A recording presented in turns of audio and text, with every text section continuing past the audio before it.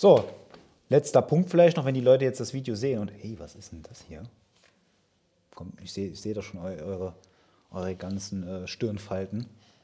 Kannst du was dazu sagen, Tobi? Hi Leute, ich bin der Lucien, das ist der Tobi. Hi. Und wir sind wieder mal in Kaiserslautern im Konrad, dem Fahrradladen. Und heute haben wir ein waschechtes SUV-Trekkingrad für euch, wo wir euch mal ein bisschen genauer zeigen wollen.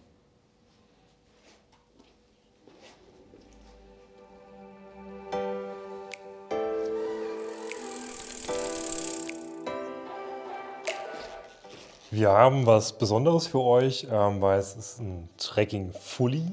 Und zwar das Falter E9.6 FS. Also FS ist nur relativ einfach, Full Suspension. Die 6 können wir auch erklären, 625 Wattstunden Akku. E ist klar, ist ein E-Bike. Für was steht die 9?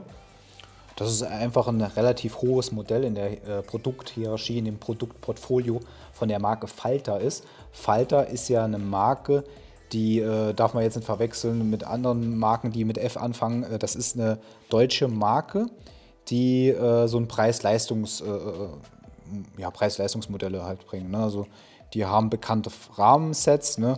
Ist im Prinzip eine Art Großhändler und eine Fahrradhersteller in einem, kann man sagen, oder? Genau, Unser Hauslieferant. Ist Ne? unsere Hausmarke, kann man ruhig so sagen. Also Ja. da stehen wir auch tatsächlich voll dahinter. Und erst recht, wenn wir so ein Produkt haben wie hier. Also es gibt bei Falter gibt's immer so ein paar Produkte, da sagen wir, jo, das ist richtig gut, die bestellen wir hoch und runter. Und hier haben wir halt ein Trekking-Fully, ist alles dran, was ihr braucht, für unter 5.000 Euro. Kurz noch so Timestamp, wir sind 2023, unter 5, nur das mal hinkriegen. Genau, das ist ein wichtiger Punkt, weil wir hatten 22 und 21 die Räder, die haben genauso, also die genauso viel gekostet. Und wenn die Räder halt in den letzten Jahren, so dass, wenn ihr das mal beobachtet habt, sind die Preise ja immer 5 bis 15% hochgegangen. Und das Rad liegt noch immer in dem Preisgefüge von unter 5.000 Euro. Es gibt manche Trekking-Hardtails, die kosten genauso viel. Und hier haben wir ein komplettes Fully. Das heißt nicht nur an der Front, sondern auch hinten voll gefedert. Und das ist halt schon, was das Reisen oder das Radfahren an sich extrem bequem macht. Gehen wir mal das Rad von vorne oder von hinten nach vorne durch. Wie willst du es lieber machen? Ja, also ich würde mal in der Mitte tatsächlich anfangen, weil wenn was wichtig ist beim E-Bike, dann ist es der Motor. Und hier haben wir den Bosch Performance CX drin und zwar den neuen, also Bosch E-Bike System 3. Preis vom Rad ist gleich geblieben, aber das Rad ist besser geworden. Wir haben zwar nach wie vor 625 Wattstunden, hier schön im Oberrohr integriert. Aber mit dem neuen Bosch E-Bike System 3 halt, ne? Das ist die Änderung jetzt dieses Jahr. Zusätzlich zu den neuen Farben, ne?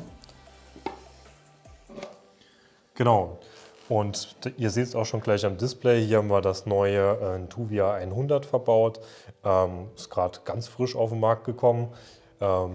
Und ja, die Remote, die quasi das System immer gleich so erkennbar macht. Also hier steckt ja mittlerweile die Intelligenz drin vom System.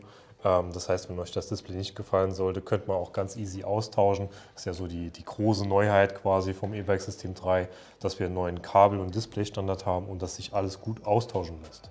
Also das finde ich ist das, was unbedingt erwähnenswert ist. Deshalb das gerne am Anfang. Ja. Dann, wenn wir auf der Seite bleiben, fällt noch was anderes gleich ins Auge und das ist die Bremsanlage. Ja, 4 Kolben, vorne wie hinten.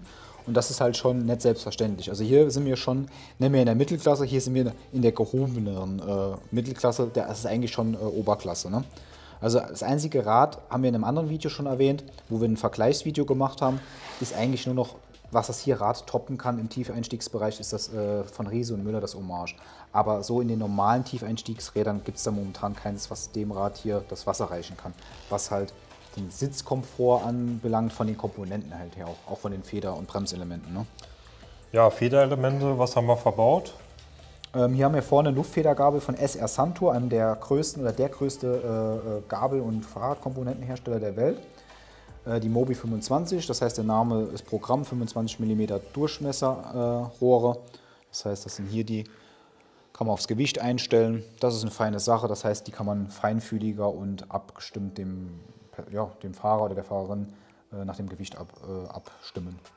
was wenige tun, aber die Möglichkeit ist gegeben. Man kann die Gabel sogar stufenweise absperren. Das heißt, wenn ich jetzt den Berg hochfahre und sicher gehen will, dass ich keine Energie in die Federelemente verliere, kann ich zumindest die Gabel hier easy sperren. Das könnte ich theoretisch auch mit dem Dämpfer tun, aber der liegt so gut versteckt, dass man da während der Fahrt sicherlich nicht rankommt. Ne, das müsste ich dann quasi vorm Losfahren hier machen. Da habe ich hier den Nebel, ne? Und dann ist das Fahrwerk halt hier entweder auf oder wenn ich hier so drüber mache, fast zu. Oder ich mache die Mitte wie bei so einem. Ja, ne, geht nicht. Das ist einfach auf und zu, genau. Und dann mache ich halt, wenn ich den Berg hochfahre, zu, dass ich nicht komplett wegdämpfe. Dann seht ihr, ich kann hier reinspringen, es passiert nichts. Und wenn ich halt das Ding aufmache und ich mich dann hier reinlehne, seht ihr richtig, dass das komplette, der Hinterbau offen ist und mir die ganzen groben Schläge in den Rücken halt abmildert. Und das ist halt schon tatsächlich schon mal noch mal ein bisschen mehr, wie wenn ich jetzt einfach nur eine gefederte Sattelstütze dran mache, weil das ganze Rad bügelt halt so gut wie alles weg. Ihr könntet über einen Busbürgersteig drüber knallen. Ja, wir haben es getestet, funktioniert. Dämpfer auch Santur, der Santur Edge, bewährtes Teil, nie Probleme damit gehabt, richtig guter Luftdämpfer. Also, wenn den halt Riese Müller verbaut, dann kann er halt eigentlich nur gut sein. Was ich noch cool finde, die neue Farbe, Warm Grey nennen sie das. Das ist so eine Art bisschen helleres Sandfarben. Ne? Das ist nochmal was Frisches, so in einem Matt. Sieht echt cool aus, edel und auch mal wieder was anderes als immer nur so ein Weiß und Schwarz. Ne? Genau, vielleicht machen wir an der Stelle mal schnell einen Seitenwechsel, damit wir die Komponenten weiter gut im Bild haben. Ja, soll ich das Rad mal drehen oder sollen wir einfach uns hier? Drehen wir uns einfach und gehen vielleicht gleich zu der Schaltung. Was haben wir verbaut? Da haben wir eine, was war es, 11-Gang Kettenschaltung, Deore, ne? 10-Gang Deore tatsächlich. 10-Gang, pardon, mit Linklight, ne? Genau, deshalb auch 10 Gänge. Die Linklight in 10 Gängen tatsächlich am gängigsten. Ist eine Kassette, Linklight ist ja der neue Shimano-Standard für den Trekkingbereich, die sehr sanft schaltet, nicht so ruckartig, wie man es von den HG-Kassetten kennt, die vor allem im Mountainbike-Bereich jetzt noch verbaut werden. Ja, Vorteil halt an der ganzen Geschichte ist, ich habe von der Wartung her vielleicht ein bisschen Aufwand mit dem Fetten und mit dem Reinigen und von den Kilometern, aber ich habe halt den Vorteil, dass ich das System schnell wechseln kann, den Antrieb, und die Kosten auch überschaubar sind. Zweiter Vorteil ist halt noch bei der ganzen Sache, ich habe keinen großartigen Trittwiderstand, wenn ich jetzt mit einem leeren Akku rumfahren muss. Ne? Das heißt, ich kann fast ganz normal wie mit dem Fahrrad rumfahren, außer dass ich halt ein bisschen mehr Gewicht halt mit mir schleppe. Ne? Genau. Was noch erwähnenswert ist, ist auf jeden Fall die Bereifung. Wir haben 27,5 Zoll Reifen in einer relativ breiten Variante, 2,35 Zoll.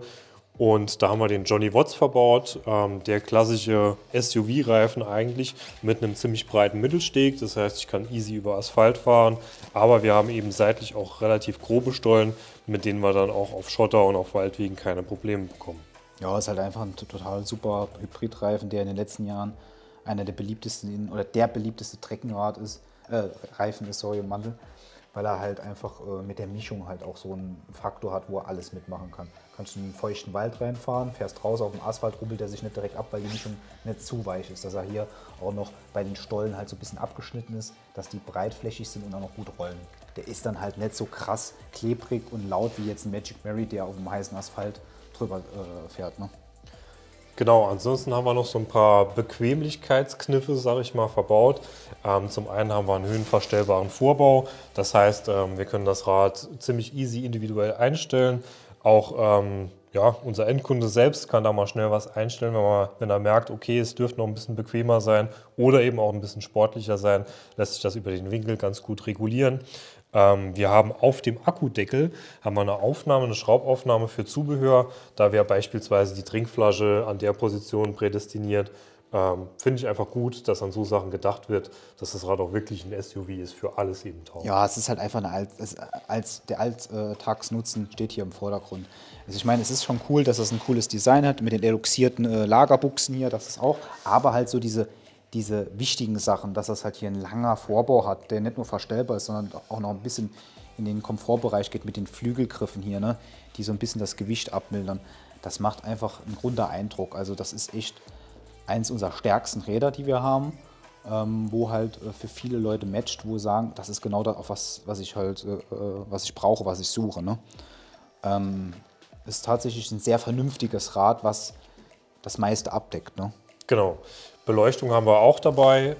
Die Heckleuchte, 5 rote Dioden, wie wir das eben gebrauchen können. Relativ schlicht gehalten, aber gut ins Design integriert, wie ich finde. Ja.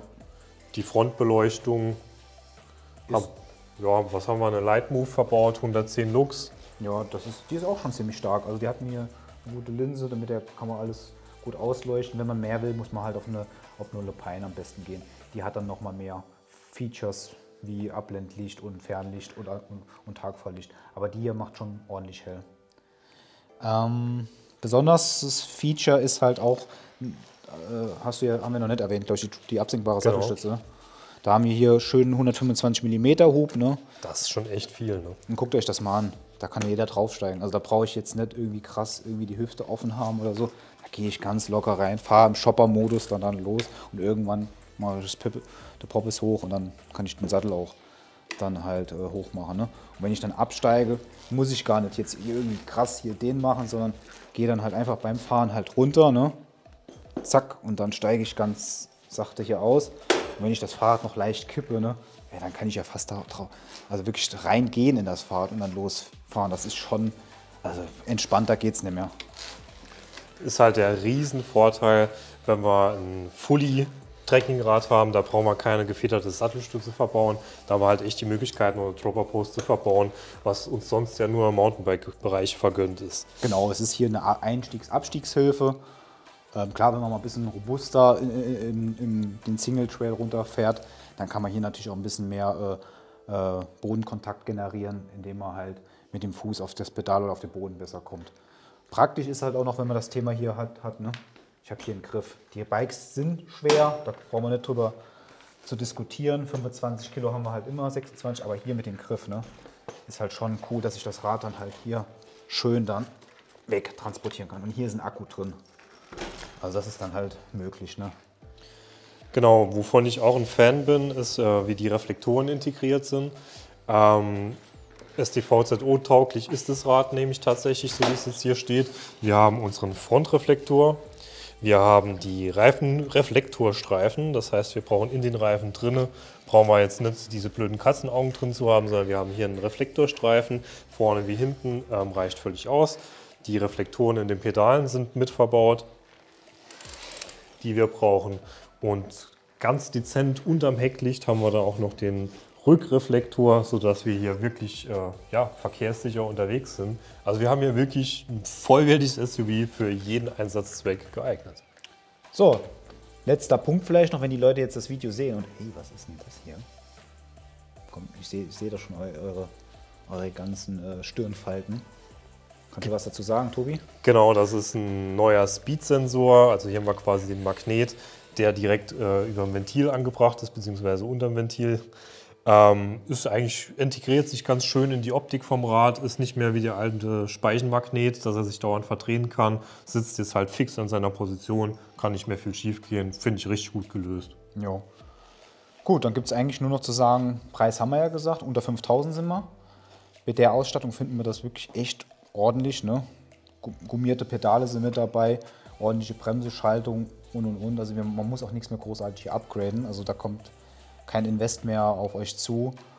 Und ne, es ist einfach ein klasse Rad, was halt für jeden Zweck, fast jeden Zweck eigentlich geeignet ist, ne? Genau, und gerade weil wir es halt so klasse finden, haben wir es echt oft bestellt. Wenn ihr euch dafür interessiert, kommt gern vorbei, fahrt Probe, lasst euch überzeugen. Es gibt es in S, M und L, das heißt alle Größen von 1,55, sogar 1,53 bis 1,95 können wir hier abdecken mit, ne? Easy, ja. Ja. Klingel haben wir auch am Start. Was will man mehr, ne? Dann würde ich sagen, bis zum nächsten Video. Euch noch eine gute Zeit und bis dann, ne? Ciao. Macht's gut.